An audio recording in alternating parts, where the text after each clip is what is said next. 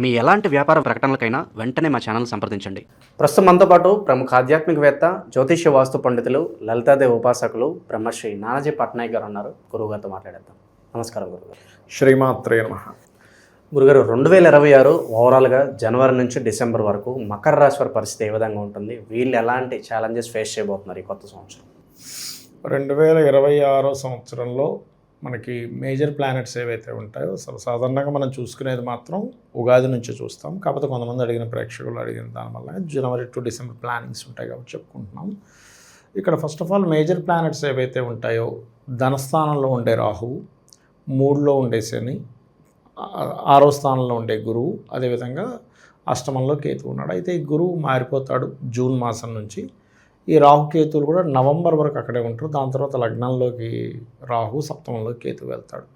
అయితే ఈ major planets వల్ల కలిగే ఫలితాలు ఏవైతే ఉంటాయో, జాగ్రత్తలు ఏవైతే తీసుకోవాలి, ఇవన్నీ కూడా చెప్తుంది నేనైనప్పటికీ కూడా చెప్పిస్తుంది సాక్షాత్ లలిత అమ్మవారిగా భావిస్తూ. ఫస్ట్ ఆఫ్ ఆల్ మకరం వారికి సర్వసాధారణంగానే పట్టుదల ఎక్కువగా ఉంటుందండి. ఇది ఎట్లాగా చేయాలి, నేను ఇది ఖచ్చితంగా సాధించి తీరుతాను, కష్టపడేటువంటి స్వభావం అధికంగా ఉంటుంది మకరం వారికి చెప్పాలంటే. అయితే వీళ్ళకి ఇంతకాలము ఉన్నటువంటి ఏలినాడు శని తొలగింది చెప్పాలంటే. మనకి 2025లోనే మ్యాక్సిమం ముందుకు వెళ్ళిపోయింది. కాకపోతే వెనక్కి వచ్చి వక్రించడం వల్ల, మళ్ళా శని రాహుతో కలవడం వల్ల, దీనివల్ల కొంత ఆర్థికమైనటువంటి ఇబ్బందులు పడుతూ వచ్చారు. కానీ బట్ ఇక్కడ ఏంటంటే ఎప్పుడైతే ఈ కాంబినేషన్ ఇట్లా ఏర్పడిందో ఇది ఇచ్చేటువంటి రిజల్ట్ ఏమిటి అని చెప్పి చూసుకున్నట్లయితే ఇట్స్ వెరీ క్లియర్లీ ఈ మకరం వారికి ఇది ఇస్తున్నటువంటి రిజల్ట్. అయితే వీళ్ళకి ఫైనాన్షియల్గా ఎలా ఉంటుంది ఏమిటంటే, ఆన్లైన్లో బిజినెస్ చేసేటువంటి వారికి, సాఫ్ట్వేర్ రిలేటెడ్ సంబంధించిన రంగాల్లో ఉండేటువంటి వారికి, విదేశాల నుంచి సంపాదన అంటే ఇక్కడ కాకుండా ఇక్కడ నైట్ డ్యూటీస్ చేస్తూ ఉంటారు, అటువంటి వాళ్ళకి ఇప్పుడు అనుకూలంగా ఉంది చెప్పాలంటే. అలాగే ఈ 2026 సంవత్సరం ఎవరైతే క్రియేటివ్ ఫీల్డ్స్లోకి వెళ్తుంటారో, క్రియేటివ్ పరంగా ధనం సంపాదించాలనుకుంటుంటారో వాళ్ళకి బాగుంటుంది అనేటువంటి చాలా స్పష్టంగా చూపిస్తుంది. అయితే వీరికి ఫినాన్షియల్ గ్రోత్కి ఎక్కువగా దుర్గాదేవి యొక్క ఆరాధన ఎక్కువగా చేయాలి. వీళ్ళు ఎంత దుర్గానామాన్ని స్మరిస్తూ దుర్గాదేవి యొక్క ఆరాధన చేస్తుంటారో అంత బాగుంటుంది వీరికి చెప్పాలంటే.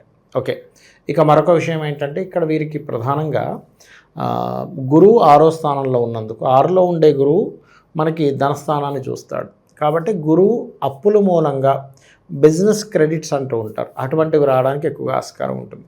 అంటే మనకు చూడండి, ప్రతిసారి మన దగ్గర డబ్బులు ఉండాల్సిన అవసరం లేదు. తెలిసిన వాళ్ళు బిజినెస్ లైన్లో ఉండే వాళ్ళు ఉంటే వాళ్ళు క్రెడిట్ పంపిస్తే దాన్ని నమ్ముకొని కూడా మనం డబ్బు చేసుకోవచ్చు. చాలామంది మనం అనుకుంటే, అయ్యో ఇంత పెద్దది ఎలా నడిపిస్తున్నాడు, మనం పెద్ద పెద్ద బట్టల షాపులకి వెళ్తే చూస్తాం, అమ్మో ఇన్ని నగలు ఎక్కడి నుంచి వచ్చాయనుకుంటే వాళ్ళ క్రెడిట్స్ వస్తాయి. అవన్నీ కూడా వాళ్ళు ఏమీ రూపాయి పెట్టాల్సిన పని ఉండదు. కొంత పెడతారు, కొంత వస్తుంది వాళ్ళకు ఉండేటువంటి క్రెడిబిలిటీ బట్టి వస్తుంది. ఆ రకంగా క్రెడిట్స్ రావడానికి చాలా అనుకూలంగా ఉంది. అలాగే వీళ్ళకి ఏంటంటే, గురువు ఎప్పుడైతే 9 మనకి జూలై మాసంలో మారుతున్నాడో గురువు కర్కాటక రాశిలోకి, ఇది ఇచ్చేటువంటి రిజల్ట్ ఏమిటి అని చెప్పి చూసుకున్నట్లయితే ఇట్స్ వెరీ క్లియర్. ఈ గురువు సప్తమ స్థానంలోకి వెళ్తున్నందుకు పర్టికులర్గా గురు బలం వీళ్ళకి పెరుగుతుంది. ఈ గురు బలం వల్ల ఏమిటి అంటే బిజినెస్ ఇంప్రూవ్మెంట్స్ ఇస్తుంది. ఇక్కడ సప్తమ స్థానం అనేటువంటిది బిజినెస్లో, సప్తమ స్థానం అనేటువంటిది విదేశాలకు వెళ్ళేటువంటి యోగాల్ని కలిగింపజేసేటువంటి స్థానము. ఎప్పుడైతే సప్తమం బలపడుతుందో జీవుడికి మూమెంట్ అనేటువంటిది వస్తుంది. ఎప్పుడు కూడా శక్తి స్థానాలు అంటారు, ఏ రాశి నుంచైనా సప్తమం శక్తి స్థానం కాబట్టి అటువంటి ఫలితాలు రావడానికి అనుకూలంగా ఉంది. అలాగే వీళ్ళకి జూలై తర్వాత నుంచి వీళ్ళకి ఏంటంటే, అంటే జూలైకి ముందేమో కెరీర్ డెవలప్మెంట్స్ ఉన్నాయి. జూన్కి ముందు, జూన్ నుంచి ఏంటంటే ఏదైనా ప్రాపర్టీస్ తీసుకోవడానికి, రియల్ ఎస్టేట్ రంగాల్లో ఉండేటువంటి వారికి, మరియు అదేవిధంగా భూ సంబంధించినటువంటివి ఏవైనా సరే, అంటే రైతులు కనుకోండి, ఇటువంటి వాటికి బాగుందని మనం తెలుసుకోవచ్చు. అదేవిధంగా సంతానం కోసం ప్రయత్నం చేసేటువంటి వారికి అయితే జూన్ ముందే చూసుకోవాలి చెప్పాలంటే. ప్రేమ వ్యవహారాలు, సంతానము, కొంతమంది లాంగ్ టర్మ్ షేర్స్ తీసుకుంటూ ఉంటారు. అయితే ఇక్కడ ఏంటంటే షేర్ మార్కెట్ రిలేటెడ్ సంబంధించినటువంటి అంశాల్లో మాత్రం ఖచ్చితంగా వీరికనే కాదు ఎవరికైనా కూడా 2వ స్థానం అంటే ధనస్థానము, ఇంటలెక్చువల్ స్థానం ఏదైతే పంచమ స్థానంతో ఉంటుందో దాంతో కనెక్ట్ అయ్యి, దీంతోపాటు ఆకస్మికంగా ధనం వచ్చే స్థానం అష్టమం అంటారు.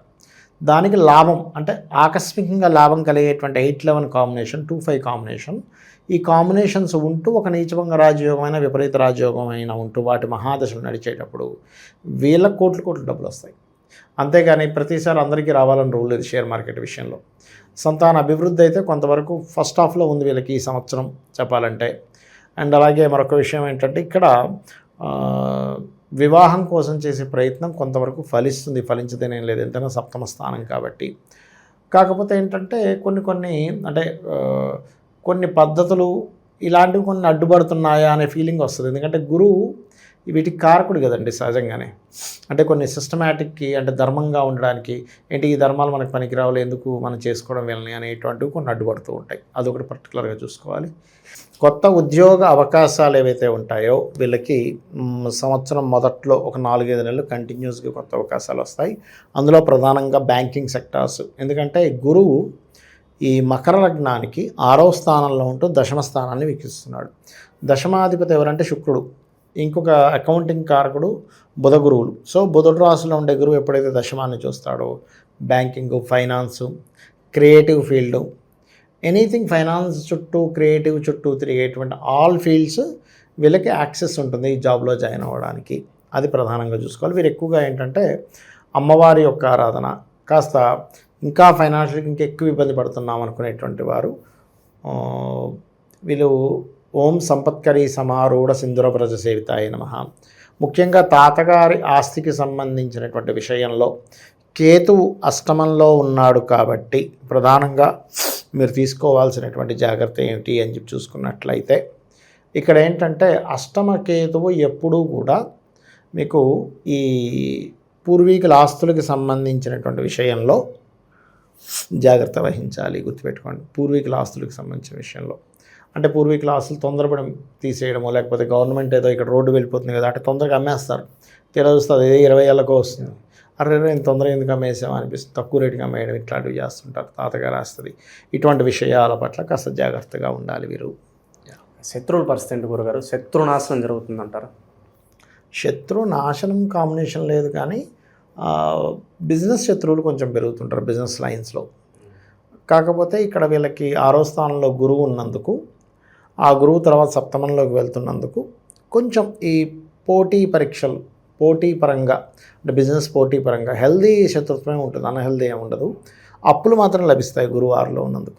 అది సో వీళ్ళ ఎదుగుదల తట్టుకోలేక వీళ్ళ మీద చెడు క్రియలు చేపించే వాళ్ళు కొంతమంది ఉంటారు. చాలా తెలిసి తెలియకో దానిలో ఇరుక్కుంటూ ఉంటారు. దాని నుంచి బయటపడడానికి బెస్ట్ రెమెడీ ఏంటి గురుగారు? సంవత్సరం మొత్తం వారాహి చేసుకోవాలండి మెయిన్గా.